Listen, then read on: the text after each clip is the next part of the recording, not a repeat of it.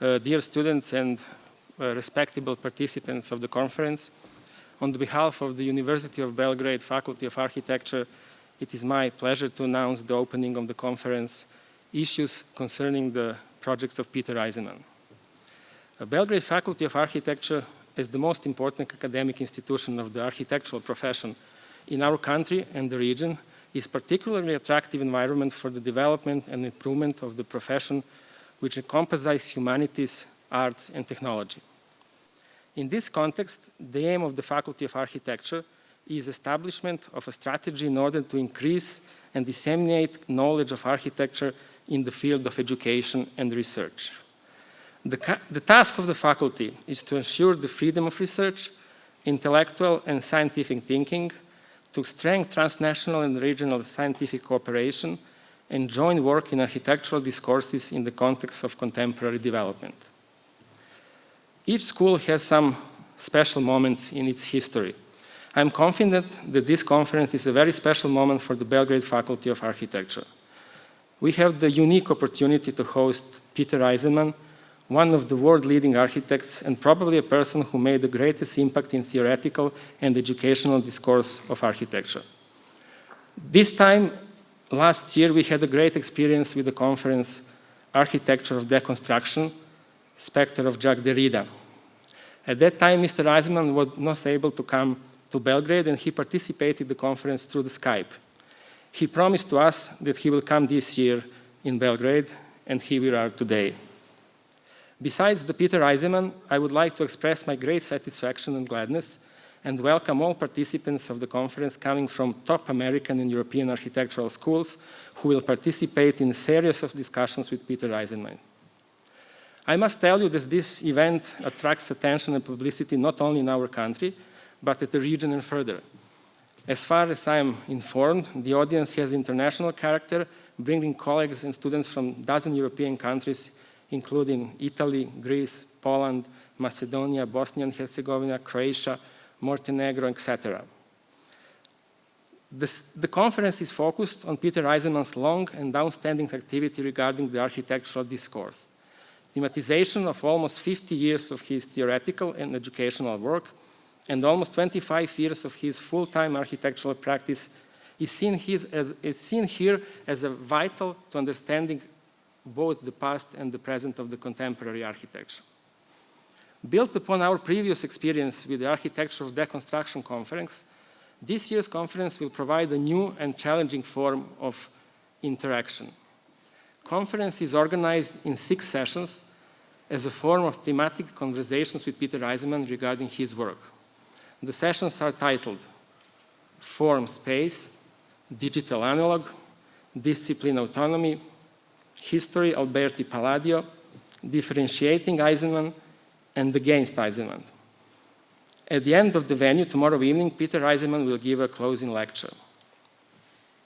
Highly ranked among many schools in the world, the Faculty of Architecture continues to strive for the excellence in teaching, improvement on fundamental and practical researches, instilling students with a sense of ethics and social responsibility, and sharing enthusiasm for research and awareness of the scientific challenges of the present and the future. I am confident in the ability of the participants of this conference to meet all the incoming challenges. Thank you.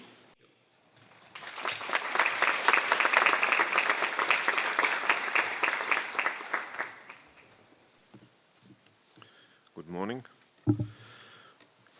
First of all, in the name of the Center for Ethics, Law and Applied Philosophy, let me thank all of you for coming, and especially the students and doctoral candidates of the Faculty of Architecture. I would also like to thank the director of this cultural center for their hospitality. Many years ago, when I was still in primary school, I spent my first 8 years of education very near this building. Entire classes of students spent hours in this very room watching war films about and with partisans. My memory of the events was that this wall, the screen, it was always completely red. The screenshots were full of blood, tears. The noise was terrifying, that we were in agony every time but that we emerged out of this hall happy because our side won, because we won. I must thank Nataša Janković and Aleksandar Kušić. Believe me when I say that without them nothing here runs. This conference is practically a continuation of the one dedicated to deconstruction and architecture. Jacques Derrida at the time held the status of spectre, since the subheading of the conference last October was the spectre of Jacques Derrida. As many of you recall, Peter Eisenman, who we will welcome together in a few minutes, was at that time constantly invoked. Although he was not with us at the time, Jeff Kipnis, the co-editor of that conference, although along with Schumi, Marguerite Derrida, etc., talked to him via Skype. Peter Eisenman was possibly then more present than anyone else. Allow me to use this hint regarding the presence or absence of Eisenman. How was it that Eisenman was more present than ourselves at the beginning of this conference, and insist on a few key points that offer a possible resolution of the dilemma why we are all here in this room in Belgrade today and tomorrow, and why we should together think the work and project of Peter Eisenman. First, we are here because Peter Eisenman does not know what he is doing, or what he says, or often thinks he does not know. We are here to help him by helping ourselves, or conversely, and even better, we are here to learn, help ourselves, and possibly amend the sentence Peter uttered this year. I quote, "If you said, 'Look, Peter, you talk a lot about the idea of a project. What is your project?' I'm still trying to figure out what my project is." End of the quote. Then we are here to add another chapter to a long book, the book of books, still in the making, yet already finished at its beginning, entitled Eisenman Manual, the book we are working on now, says Eisenman in 2006. Some of you know what I am speaking about, and some among us even seen this book. It is important that this book exists, that it be crafted by many, that it be the result of joint work, and that you all one day hold it in your hands, because it is an object. Second, we are here today and tomorrow to think through a paradox and a necessity, the limit between the architect and the great philosopher Eisenman, one of the last true simultaneous readers and writers, the limit between Eisenman the builder and Eisenman the writer, and finally to think the dissolved limit between the work and project of Peter Eisenman. For that reason, there is no session especially dedicated to philosophy, nor should this surprise anyone, and it certainly does not surprise me, one who is simply a philosopher, and if you will allow me, the opposition to Peter and you yourselves. In a way, I am sorry that Michael Haneke, the director, was prevented from joining us today. The session opticality is here missing, and of course we are missing a session on football, by which I mean soccer. We urgently need to examine the love and nature of thousands of bits of trivia about various football teams, names of players, repetition of names, and the status of memory and repetition in their architecture and in architect Eisenman. In August of this year, I asked for the German team sheet against Yugoslavia in '72, whereupon he offered details and began to recite the Schalke 04 players from that season. Certainly, we would not be here had Eisenman built nothing, had he not listened to Tafuri, who told him, this is the sentence we dug up, "Peter, you have to build, because ideas that are not built are simply ideas that are not built." However, Eisenman would also not be here with us today had he not followed another simultaneous dictum or principle, which he mentions in 2004 interview to the German Zeit. The title of the interview is Ich war ein Nichts, or I was nothing. I was a nothing. I quote, Alle großen Architekten sind groß dank ihrer Bücher. All great architects were great thanks to their books. Third, I think that it's important for us here to salute a translation into Serbian of a book by Eisenman, composed of the most important text from the first period of his work. In coming up with a title for the translation of the English original, Inside Out, Vladan, Sanja and myself dared calling this period of Eisenman's work on the ideal object of architecture. On the ideal object of architecture. This is a twist on Derrida's testimony that his interest in philosophy was only secondary to him, that he had to prepare himself for philosophy, or even better, that philosophy prepares for something much more important than he really wanted to write a thesis on the ideal object of literature.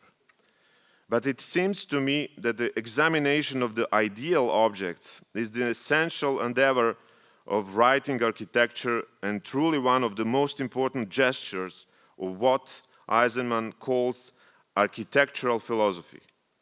The ideal object of architecture is correlative to the examinations of the form, thinking the anteriority of architecture, the theory and conservation of the discipline of architecture, but also to the incessant insistence of Eisenman on the correct reading.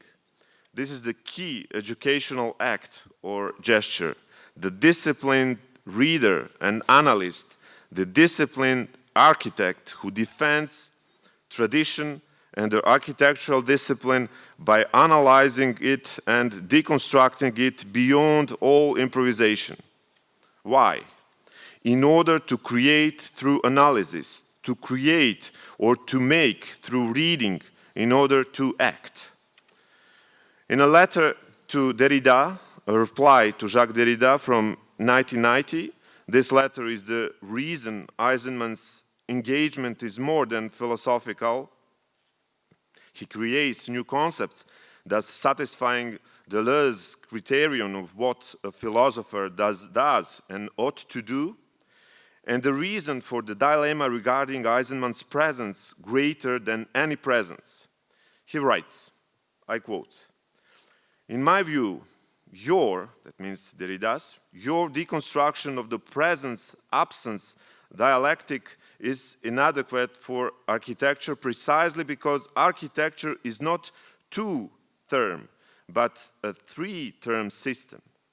In architecture, there is another condition, which I call presentness, that is neither absence nor presence, form nor function, neither particular use of sign nor the crude existence of reality, but rather an excessive condition between sign and the Heideggerian notion of being. The formation and ordering of the discursive event, that is architecture. You see, Jacques, it is one thing to speak theoretically about these matters, and it is another thing to act on them. My architecture cannot be what it should be, but only what it can be.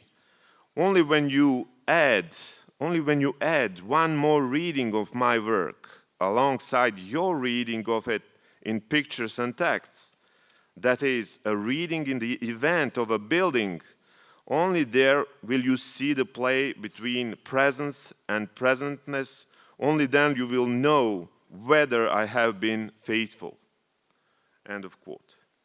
I will use Eisenman's, I quote, only when you add one more reading, end quote, to once again offer my most heartfelt thanks to all of you here who have come from various countries to once again read and analyze together. In particular, I would like to thank, and Peter will allow me to do so in his name as well, since he actively participated in the drawing up of this program, Sarah Whiting, who lives early tomorrow for Houston and is only here for a single day, who wrote about Eisenman in inspiring fashion and who is, as you can see, ready for one more reading. What is a friend, my dear friends? Quite simple, one who is ready for one more reading, always one more reading and one more analysis. In order to delay violence, it is necessary to always once more focus and turn one's attention. Sadly, there are some notable absences here today and tomorrow, such as Sylvia Levin, Thomas Weaver, Akira Asada, Pierre Vittorio Aureli, Tony Willer, Mark Jarzonbeck, but we will see them at a follow-up to this conference. Since Peter Eisenman is an honorary fellow of the Center for Advanced Studies, Southeast Europe, based in the Rijeka, where several of us are also engaged, it is possible that we will meet again in the near future. That being said, we are forced to amend today's program slightly. The first afternoon session will be a bit shorter in order to enable us to meet Greg Lean online. He will join us at 7 p.m. from Los Angeles to once again discuss the digital with Peter Eisenman. This special appearance of Lean at the end of our day will be a promise and possibility to hold a conference in Belgrade next year, a follow-up to this year's Archaeology of the Digital held in Montreal and organized by Lean.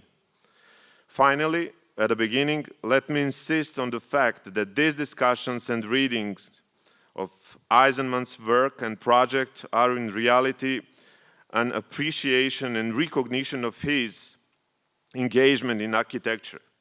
It seems to me that it has been a long while since we have seen an architect analyze in such meticulous details the work of other architects, old and contemporary, learn from them, study and analyze their work and projects before students, write about them and interview them.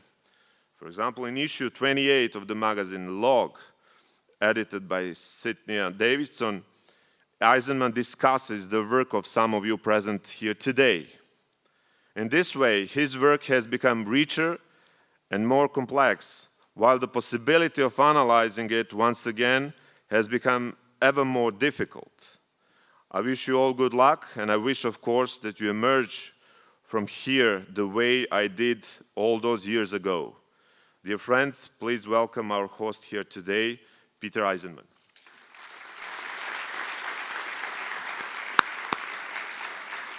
I had a mentor who said that once you reach the age of 75, you can sit instead of stand. So I, having reached the tender age of 75 many years ago, choose to sit. First, I should thank Dean Djokić from the university, and also Peter Bojanić, who just spoke so eloquently that I wrote 5 or 6 notes which would take me for longer than I have today, this morning, to speak. I want to, first of all, point out the irony or the double meaning in Petar's introduction, which had a slight critical attitude to it, because as Petar well knows, one of the best critiques of my work was written by Jacques Derrida, who said, in quote, "Why Peter Eisenman writes such good books." And of course, writing a good book in the Derridian notion is not a good thing.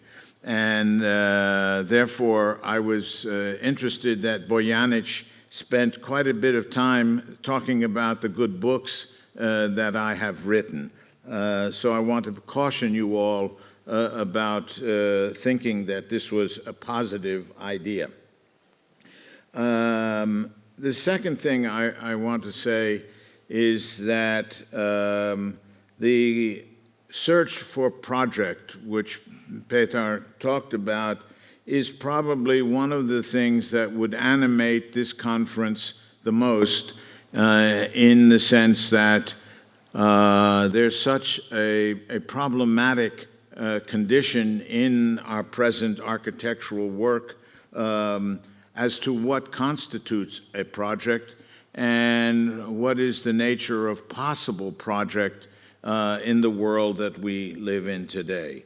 And of course, that is a problem that all of the participants, I trust, will address, not only about their own work, but about the work of other colleagues.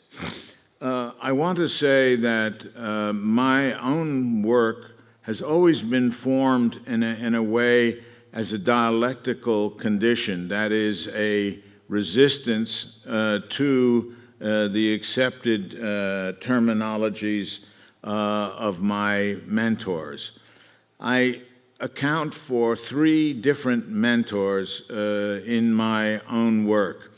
The first being Colin Rowe, the second being Manfredo Tafuri, and the third being Jacques Derrida.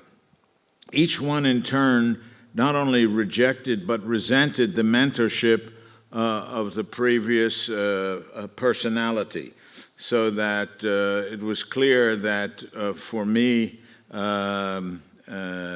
Manfredo Tafuri wanted to extricate my work from the work of Colin Rowe. And indeed, it was something that was very appealing to me because I had been trying, since I wrote my dissertation in Cambridge in 1963, to extricate myself from the teachings of Colin Rowe. And to this day, it is problematic as to what are the alternatives in architecture and the city that are alternatives to Colin Rowe's idea of contextualism. And it's a problem that I grapple with all the time, and I'm still questioning what is the difference between the work that I do and I will show during this conference. How is it different from that of Colin Rowe? And of course, one of the issues that stands between my work, I think, and Rowe is the question of the ideal, again, which Petar brought up. And of course, it was the ideal that animates Rowe's work, which is something that was not possible for me to accept. That put me in a good relationship with Tafuri, and then there was an anxiety on Tafuri's part when I started to think and read the work of Jacques Derrida. And Tafuri, both Tafuri and Rowe objected to the questioning of architecture through a philosophic linguistic system of signs and signifiers that attracted me to the work of Derrida. Tafuri would often say to me and in print that my work was a trap for any critic or philosopher, in that it was a closed system that had its own rules and priorities, and that if you accepted those rules and priorities, it was impossible to make a critique. I would trust that that observation of Tafuri does not necessarily hold today in the people that will be speaking. Finally, the work with Jacques Derrida, and of course it was an important moment in my work, having to do a project with him, a project where both of us had understanding a real problem with the other person. And what I realized after that, and what Jacques realized was that architecture and philosophy were certainly two different disciplines, and it was very difficult to put them together.